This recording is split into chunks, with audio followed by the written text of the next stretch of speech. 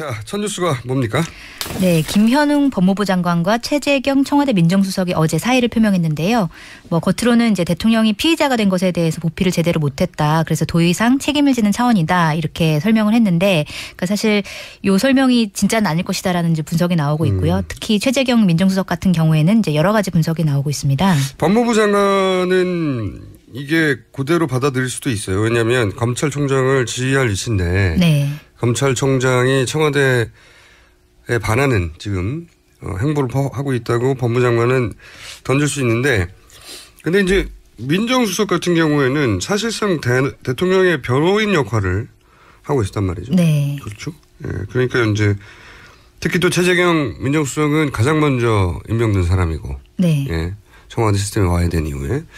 그리고 뭐 여러 가지 말들이 많았죠. 최경환 부총리의 친인척이다부터 시작해가지고 네. 조선일보와의 관계라든지 또는 과거에 도곡동 문제를 풀어줌으로 해서 MB 라인 아니냐 이런 얘기부터 시작해서 네, 그랬었죠. 실력도 있는 분이고 네. 검사로서 정치적 평가는 별개로 하고 놓고 보면 최재경 민정수석은 검찰 출신으로는 전설적인 특수통 실력 하나만큼은 누구나 인정하는 분이었거든요. 네, 검사들 사이에서는 그래서 신망이 굉장히 두텁다 이런 평가도 나왔었죠. 신망이 두텁다는 표현은 전 개인적으로는 굉장히 마음에 안 드는 표현입니다. 왜냐하면 공직에 오른 사람이 그 조직 내에서 애초에 신망이 두터웠다 하는 게 뭐가 그렇게 중요한지 전 모르겠는데, 왜냐하면 전두환 전 대통령 군 내에서 신망 두터웠어요. 그게 우리하고 무슨 상관입니까? 네. 네. 그건 저는 평가 항목에서 빠져야 된다고 보는데, 뭐 흔히 쓰는 표현이니까. 그게 그 사람이 가지고 있는 개인적인 특성이 그 공직에 갔을 때 어떻게 작용할지만 얘기하면 되는데, 신망이 두터웠다 그러면. 검사 역할을 그만큼 잘했다는 건데, 이제 검사 역할과 민정수석 역할이 다를 수는 있겠죠. 그러니까요. 궁금한 건 그거예요. 자기들끼리 친한 거 말고. 그래서 저는 공직자들을 거론할 때 신망이 두터운 표현은 아주 마음에 안 드는 표현입니다. 전두환 대통령 신망 두터웠다니까, 군 내에서. 그게 알겠습니다. 국민의 이익과 무슨 상관이냐, 그죠? 네. 네. 괜히 화를 냈네, 제가. 선생님과 잘못도 아닌데. 너무 계속 반복적으로 얘기하셔가지고. 그만하라. 네. 그래서 어떤 이유들이 나옵니까? 네, 뭐 일단 채널A 같은 경우에는 그 청와대가 검찰 수사 결과에 대해서 사상 누각이다 이렇게 하면서 거세게 비판하는 것에 대해서 그 검찰 출신 최재경 수석이 굉장히 곤혹스러워했다 이런 분석을 내놨고, 그러니까 최 수석이 이제 최근에 이제 가까운 지인에게 그만두려고 하는 이유는 딱 한 가지다. 내 동료 후배 검사가 수사한 내용을 부정할 수 없다. 이렇게 이제 말한 걸로 전해졌습니다. 그리고 또 중앙일보 같은 경우에는 이제 무력감을 토로했다. 지인들에게 최 수석이 이런 이제 분석을 내놨는데요. 그래서 뭐 박근혜 대통령과 검찰이 정면 충돌하는 바람에 내가 할 수 있는 일이 없다. 이렇게 얘기를 했다고 하고 뭐 자괴감과 회의감에 시달리는 거 아니었겠냐. 이런 분석을 내놨습니다.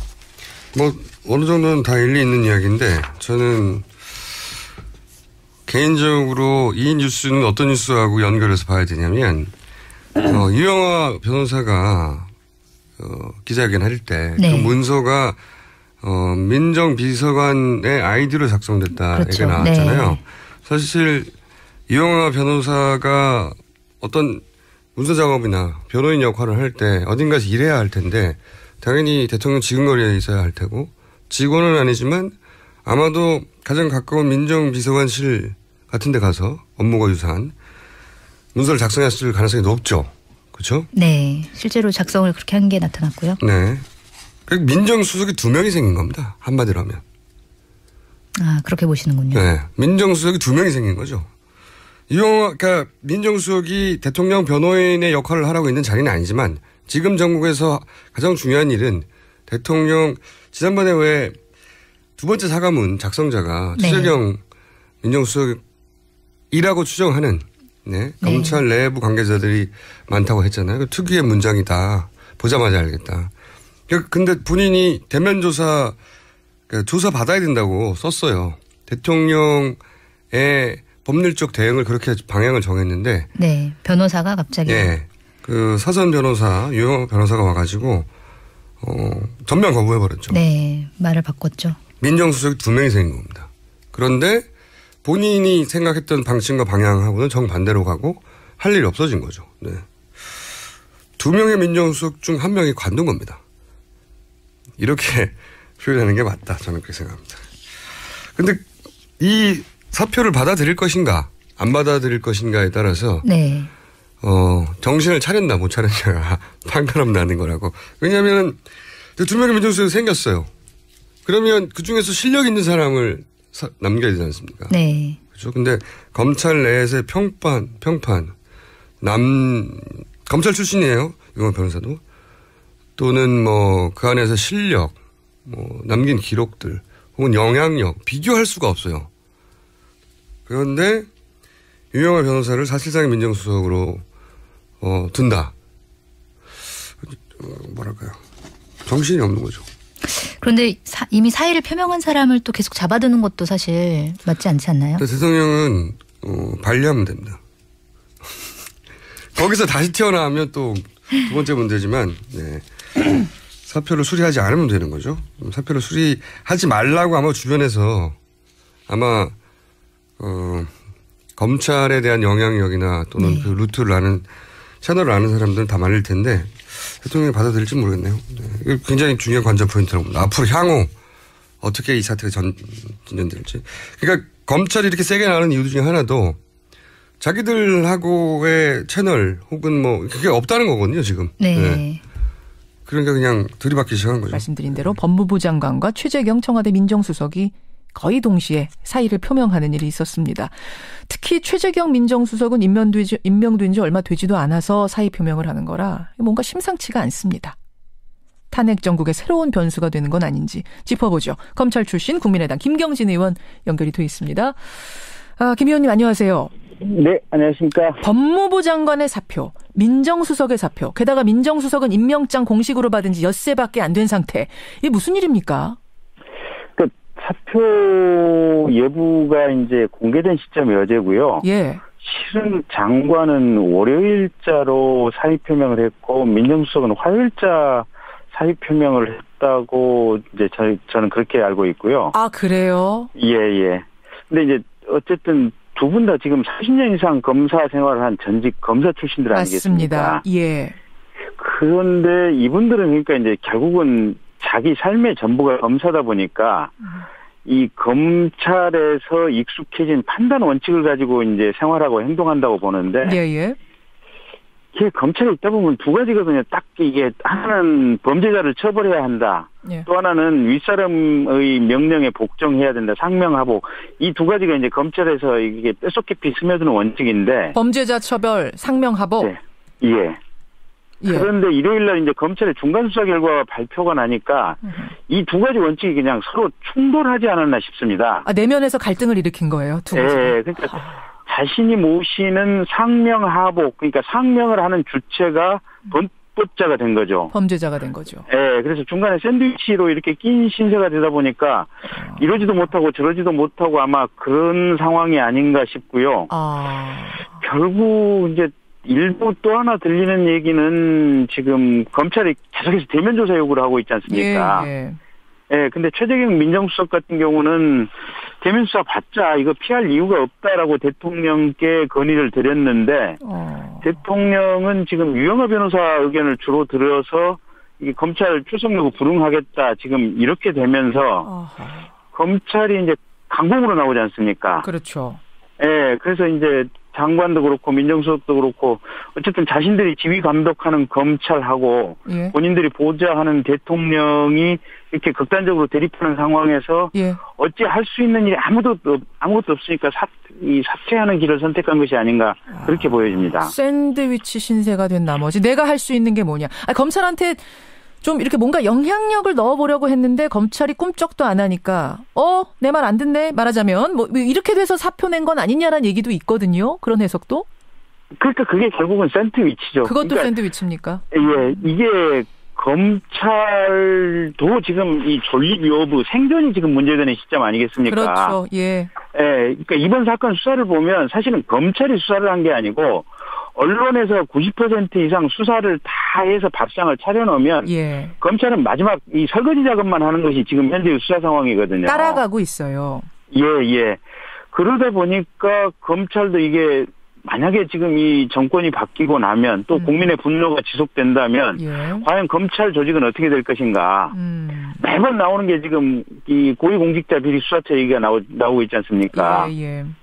그러면 이번에는 정말 이 수사 과정을 지켜본 국민들이 고위공직자 비리 수사처에 대한 어떤 지지 여론이 높아지면 결국은 검찰청이 두 개로 나뉠지도 모른다. 그렇죠. 이런 존립 자체의 생존의 문제가 있다 보니까 검찰에 대해서 뭔가 영향력을 행사하고 뭐 이러기가 쉽지 않은 상황일 겁니다. 최재경 민정수석 검찰은 내 말 안 듣고 그리고 또 뭐 유영하 변호사와 대통령이 더 유영하 변호사 말에 의존하고 뭐 이런 상황 샌드위치 아무것도 할 수 없는 상황이 되니까 결국은 사표밖에 임명된 지 불과 엿새밖에 안 됐는데 사표를 낼 수밖에 없는 상황이었다. 이렇게 지금 김경진 의원 보고 계세요. 그러면 말입니다. 의원님. 네. 사실은 검찰이 처음에는 창호지 검찰 소리 들었는데 네. 지난 일요일에 대통령을 피의자로 규정할 때 조금 달라졌나 했습니다. 그러면서도 여전히 의심의 눈초리는 있었어요. 왜냐하면 뇌물죄는 공소장에 넣지 않았기 때문에. 그래서 이제 뭐 아직도 그런 거 아니야? 뭐 짜고 치는 고수도 많이 이런 얘기가 나오긴 했는데 지금 볼 때는 좀 많이 달라졌다. 검찰의 기류가 달라졌다라고 보시는 거예요? 그러니까 두 가지인 것 같아요. 첫째는 이게 이제 검찰이 직접 수사를 하는 당사자 아닙니까? 그렇죠. 예, 그래서 나름 조심스럽게 지금까지 어떤 대통령에 대한 경외심과 예우를 해가면서 조심스럽게 수사를 진행해 왔는데 수사를 하면 할수록 보니까 이 대통령의 범죄 혐의가 아주 객관적인 물증으로 명확하게 확인이 되는 겁니다. 그렇죠. 그래서 이제 나름대로 이 공소장에 이제 대통령이 공모했다고 표시는 했는데 그럼에도 불구하고 이 대통령의 공모 내용을 아주 구체적이고 자세하게 적지는 않았거든요. 그랬어요. 그러니까 이 이영렬 본부장 표현에 의하면 이 뭐랄까 고기에서 기름 다 빼고 그냥 아주 이렇게 담백한 부분만 집어넣었다 지금 이렇게 얘기를 했지 않습니까? 그런 상황인데. 청와대가 이제 이 검찰 수사 중간 수사 결과 발표에 대해서 사상 누각이다 지금 이런 식으로 모욕적인 표현을 쓰니까 검찰 입장에서는 이러면서 이제 자존심의 상처를 입고 정말로 좀 화가 나서 제대로 한번 좀 싸워보자는 거 아니냐. 이런 아마 뭐랄까 검찰 내부에서도 이런 투지가 이렇게 적극적으로 좀 발동한 측면이 분명히 있는 것 같고요. 그래요. 또 하나는 아까 이제 검찰 조직의 생존 명운이 이렇게 달려있다고 말씀을 드렸는데 검찰 조직도 그렇고 앞으로 헌법재판소도 그렇고 이 100만 촛불 민심 이렇게 많은 국민들이 모여서 항의를 하는 그 민심을 무시하기는 어려울 겁니다. 좀 봐줬더니 우리한테 이런 모욕을 줘? 뭐 우리가 상상의 산물로 이거를 썼다, 공소장을 썼다고? 이런 내부 폭발이 있다는 거고. 이게 지금 그냥 추측하시는 거예요? 아니면 내부 기류를 좀 취재하신 겁니까? 이제 일부 검사들, 일부 평론가들하고 얘기를 해보면 그런 기류가 확실히 읽힙니다. 확실히 있어요. 심지어 검찰에서 그제 이런 얘기했죠. 음성 파일 10초만 공개해도 지금 촛불이 횃불될 거다. 이것도 그런 기조에서 나온 말입니까?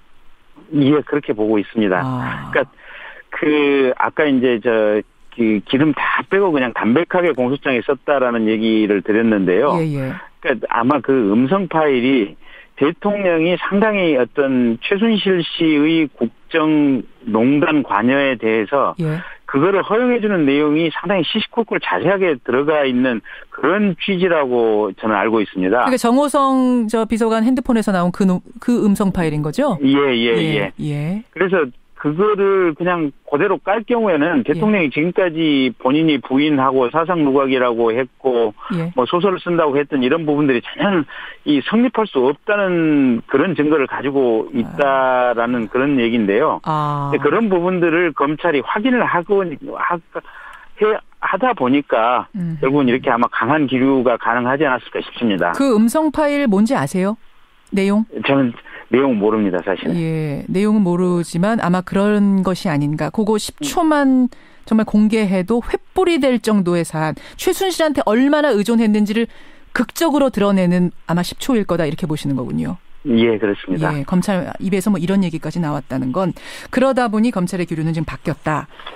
근데 어쨌든 검찰이 그래서 화요일까지 다시 조사하라 그랬습니다. 받으러 나오라 그랬습니다. 대면 조사. 근데 여태 안 나간 대통령이 나가겠습니까? 글쎄요, 안 나갈 것 같아요. 안 나갈 것 같죠? 바뀔 것 같지 않고요. 결국은 그러면 특검 조사는 과연 나갈 것인지. 지금까지는 특검 조사에는 나가서 수사를 받겠다고 했는데 사실은 특검도 지금 검찰보다도 더 강하게 수사를 했으면 했지 더 약하게 수사할 이유는 없는 것 같거든요. 없죠. 네, 그래서 특검 수사도 거부할 가능성이 높지 않나 지금 그렇게 예상이 되고 있고요. 그래서 어떤 얘기가 나오냐면 심지어 지금 검찰 내부 게시판에 한 검사가 실명으로 얘기한 부분이죠. 체포해서 수사하자. 대통령 체포하자. 이거 어떻게 생각하세요? 그게 참 지금까지 이제 우리가 헌정사상 경험해 보지 못했던 사건을 우리가 당면하다 보니까 굉장히 고심할 수밖에 없는데요. 그렇죠. 이게 우리나라 법 체계에서는 지금 뻥 뚫려 있는 부분들이거든요. 한 번도 해보지 않은 거니까. 예, 그렇습니다. 그래서 헌법에 보면 분명히 불소추 특권, 그러니까 재판에 회부되지 않을 특권은 규정하고 있는데 수사를 받지 않는 특권에 대해서는 명시적으로 지금 얘기가 없어요. 특히 이 대통령을 잠시 일시적으로 조사하기 위한 체포영장이나 긴급체포가 가능할 것인지에 대해서는 정말로 학자들 간에 여러 가지 얘기들이 지금 나뉘고 있는 상황들입니다. 그래서 그 부분에 대해서는 참 이렇게 저도 의견을 말씀드리기가 쉽지가 않고요. 그래요. 근데 다만 제 개인적인 의견은 이렇습니다. 이게 수사 또 공소 제기라고 하는 것이 실은 본인의 말을 굳이 듣지 않고도 객관적인 제3자의 얘기나 물증만 가지고 기소가 가능할 정도로 충분하게 증거 수집을 해야 되는 것이 검찰 수사의 어떻게 보면 정도고 원칙이다 보니까 비록 지금 대통령이 출석을 거부하는 것이 대통령으로서 어떤 법질서 준수 의무라든지 이런 부분에 현격하게 위배되는 행위이긴 하지만 굳이 검찰이나 특검이 출석 불응하는 대통령을 체포까지 해서 조사를 하고 판단할 필요가 있는가. 사실은 그 부분은 부정적입니다. 이미 확보된 증거만 가지고도 대통령에 대해서 기소하는 것은 충분한 상황이 아닌가 싶고요. 음성 파일 10초만 공개해도 뭐 횃불된다 할 정도라면은 99%가 입증됐다라고 할 정도면은 뭐 체포까지 할 이유 없겠다. 그냥 기소해라 이 말씀. 조사 안 하고 그냥 가지고 있다가 퇴임하는 그 순간 곧바로 기소하면 되지 않을까 싶습니다. 알겠습니다. 개인 의견은 그러시다는 말씀. 여러분들 생각은 어떠세요? 검찰이 밤사이에 뭐 공식은 아닙니다만 체포 안 하겠다는 쪽으로 가닥을 잡았다는 이런 보도도 나오고 있네요. 여기까지 말씀 듣겠습니다. 김경진 의원님 고생하셨습니다. 네, 감사합니다. 조사 받아야 된다고 썼어요. 대통령의 법률적 대응을 그렇게 방향을 정했는데. 네. 변호사가 갑자기. 그 사선 변호사, 유영아 변호사가 와가지고, 전면 거부해버렸죠. 네. 말을 바꿨죠. 민정수석이 2명이 생긴 겁니다. 그런데 본인이 생각했던 방식과 방향하고는 정반대로 가고 할 일이 없어진 거죠. 네. 2명의 민정수석 중 1명이 관둔 겁니다. 이렇게 표현하는 게 맞다. 저는 그렇게 생각합니다. 근데 이 사표를 받아들일 것인가 안 받아들일 것인가에 따라서 정신을 차렸나 못 차렸냐가 판가름 나는 거라고. 왜냐하면 2명의 민정수석이 생겼어요. 그러면 그중에서 실력 있는 사람을 남겨야 되지 않습니까? 네. 그렇죠. 근데 검찰 내에서의 평판 검찰 출신이에요. 유영아 변호사도. 또는 뭐 그 안에서 실력, 뭐 남긴 기록들 혹은 영향력 비교할 수가 없어요. 그런데 유영아 변호사가 기자회견 할 때 그 문서가 민정비서관의 아이디로 작성됐다 그렇죠. 얘기가 나왔잖아요. 사실 유영아 변호사가 어떤 문서 작업이나 변호인 역할을 할 때 어딘가에서 일해야 할 텐데 당연히 대통령 지근거리에 있어야 할 테고 직원은 아니지만 아마도 가장 가까운 민정비서관실 같은 데 가서 업무가 유사한 문서를 작성했을 가능성이 높죠. 그렇죠? 네. 실제로 작성을 그렇게 한 게 나타났고요. 네. 민정수석이 2명이 생긴 겁니다. 한마디로 하면. 그렇게 보시는군요. 네. 민정수석이 2명이 생긴 거죠. 그러니까 민정수석이 대통령 변호인의 역할을 하라고 있는 자리는 아니지만 지금 정국에서 가장 중요한 일은 대통령 지난번에 왜 2번째 사과문 작성자가 최재경 민정수석이라고 추정하는 검찰 내부 관계자들이 많다고 했잖아요. 특유의 문장이다. 보자마자 알겠다. 근데 본인이 대면조사 MB 라인 아니냐 이런 얘기부터 시작해서 네, 그랬었죠. 실력도 있는 분이고 검사로서의 정치적 평가는 별개로 하고 놓고 보면 최재경 민정수석은 검찰 출신으로는 전설적인 특수통. 실력 하나만큼은 누구나 인정하는 분이었거든요. 네. 검사들 사이에서는 그래서 신망이 굉장히 두텁다 이런 평가도 나왔었죠. 신망이 두텁다는 표현은 전 개인적으로는 굉장히 마음에 안 드는 표현입니다. 왜냐하면 공직에 오른 사람이 그 조직 내에서 애초에 신망이 두터웠다 하는 게 뭐가 그렇게 중요한지 전 모르겠는데 왜냐하면 전두환 전 대통령 군 내에서 신망 두터웠어요. 그게 우리하고 무슨 상관입니까? 네. 네. 그건 저는 평가 항목에서 빠져야 된다고 보는데 뭐 흔히 쓰는 표현이니까. 그게 그 사람이 가지고 있는 개인적인 특성이 그 공직에 갔을 때 어떻게 작용할지만 얘기하면 되는데 신망이 두터웠다 그러면. 검사 역할을 그만큼 잘했다는 건데 이제 검사 역할과 뭐 민정수석 역할이 다를 수는 있겠죠. 그러니까요. 궁금한 건 그거예요. 자기들끼리 친한 거 말고 그래서 저는 공직자들을 거론할 때 신망이 두터운 표현은 아주 마음에 안 드는 표현입니다. 전두환 대통령 신망 두터웠다니까 군 내에서. 그게 알겠습니다. 국민의 이익과 무슨 상관이냐 그죠. 네. 네. 괜히 화를 냈네 제가. 선생님과 잘못도 아닌데. 너무 계속 반복적으로 얘기하셔가지고. 그만하라. 네. 그래서 어떤 이유들이 나옵니까? 네, 뭐 일단 채널A 같은 경우에는 그 청와대가 검찰 수사 결과에 대해서 사상 누각이다 이렇게 하면서 거세게 비판하는 것에 대해서 그 검찰 출신 최재경 수석이 굉장히 곤혹스러워했다 이런 분석을 내놨고, 그러니까 최 수석이 이제 최근에 이제 가까운 지인에게 그만두려고 하는 이유는 딱 한 가지다. 내 동료 후배 검사가 수사한 내용을 부정할 수 없다 이렇게 이제 말한 걸로 전해졌습니다. 그리고 또 중앙일보 같은 경우에는 이제 무력감을 토로했다 지인들에게 최 수석이 이런 이제 분석을 내놨는데요. 그래서 뭐 박근혜 대통령과 검찰이 정면 충돌하는 바람에 내가 할 수 있는 일이 없다 이렇게 얘기를 했다고 하고 뭐 자괴감과 회의감에 시달리는 거 아니었겠냐 이런 분석을 내놨습니다. 뭐 어느 정도는 다 일리 있는 이야기인데 저는 개인적으로 이 뉴스는 어떤 뉴스하고 연결해서 봐야 되냐면 자, 첫 뉴스가 뭡니까? 네, 김현웅 법무부 장관과 최재경 청와대 민정수석이 어제 사의를 표명했는데요. 뭐 겉으로는 이제 대통령이 피의자가 된 것에 대해서 보필을 제대로 못했다. 그래서 도의상 책임을 지는 차원이다. 이렇게 설명을 했는데, 그러니까 사실 이 설명이 진짜는 아닐 것이다라는 이제 분석이 나오고 있고요. 특히 최재경 민정수석 같은 경우에는 이제 여러 가지 분석이 나오고 있습니다. 법무부 장관은 이게 그대로 받아들일 수도 있어요. 왜냐하면 검찰총장을 지휘할 위치인데. 네. 검찰총장이 청와대에 반하는 지금 행보를 하고 있다고 법무장관은 던질 수 있는데, 근데 이제 민정수석 같은 경우에는 사실상 대통령의 변호인 역할을 하고 있었단 말이죠. 네. 그렇죠. 예, 그러니까 이제 특히 또 최재경 민정수석은 가장 먼저 임명된 사람이고, 네. 예, 청와대 시스템에 와야 된 이후에. 그리고 뭐 여러 가지 말들이 많았죠. 최경환 부총리의 친인척이다부터 시작해가지고 네. 조선일보와의 관계라든지 또는 과거에 도곡동 문제를 풀어줌으로 해서